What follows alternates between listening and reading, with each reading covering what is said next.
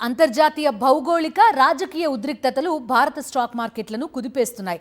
పశ్చిమాసియాలో యుద్ధ వాతావరణం నెలకొన్న నాటి నుండి దేశీయ సూచీలు అమ్మకాల ఒత్తిడిని ఎదుర్కొంటున్నాయి. నేడు సెన్సెక్స్, నిఫ్టీ తమ కీలక మద్దతు స్థాయిలను కోల్పోయి భారీ పతనాన్ని నమోదు చేశాయి. ఇవాళ ఒక్కరోజే సెన్సెక్స్ 1800 పాయింట్లకు పైగా క్షీణించింది. ఇన్వెస్టర్ల సంపదలో దాదాపు 15 లక్షల కోట్ల రూపాయలను హరించుకుపోయింది. అసలు ఈ అనిశ్చితికి కారణాలేంటి, రంగాల వారీగా నష్టాల తీవ్రత ఎలా ఉందో ఈ ప్రత్యేక కథనంలో చూద్దాం. అంతర్జాతీయ మార్కెట్లలో నెలకొన్న అనిశ్చితి దేశీయ ఇన్వెస్టర్ల సెంటిమెంట్ను దెబ్బతీసింది.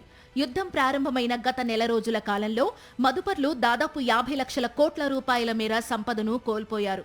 ప్రధానంగా ముడి చమురు ధరలు బ్యారెల్కు $110 దాటడం, ద్రవ్యోల్బణ భయాలు పెరగడం మార్కెట్లను బేర్పట్టులోకి నెట్టేశాయి. నేటి పతనంలో బ్యాంకింగ్ షేర్లు అగ్రభాగాన నిలిచాయి.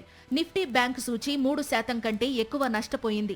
విదేశీ సంస్థాగత పెట్టుబడిదారులు తమ పోర్టుఫోలియోల నుండి బ్యాంకింగ్ స్టాక్స్ ను భారీగా విక్రయించడం దీనికి ప్రధాన కారణం. హెచ్డిఎఫ్సి బ్యాంక్, ఐసిఐసిఐ బ్యాంక్ మరియు యాక్సిస్ బ్యాంక్ వంటి దిగ్గజాలు కీలక మద్దతు ధరల కంటే దిగువకు పడిపోయాయి. గత ఏడాది కాలంగా ఇన్వెస్టర్లకు మల్టీ బ్యాగర్ రిటర్న్స్ అందించిన ప్రభుత్వ రంగ సంస్థలు ఇప్పుడు తీవ్రమైన ప్రాఫిట్ బుకింగ్ ను ఎదుర్కొంటున్నాయి.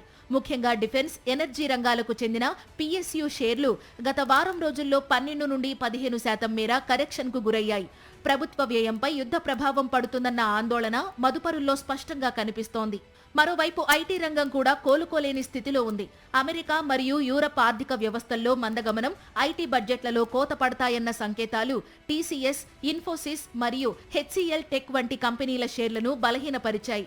రూపాయి విలువ పతనమవుతున్నా ఐటీ రంగం ఆ ప్రయోజనాన్ని అందుకోలేకపోతోంది.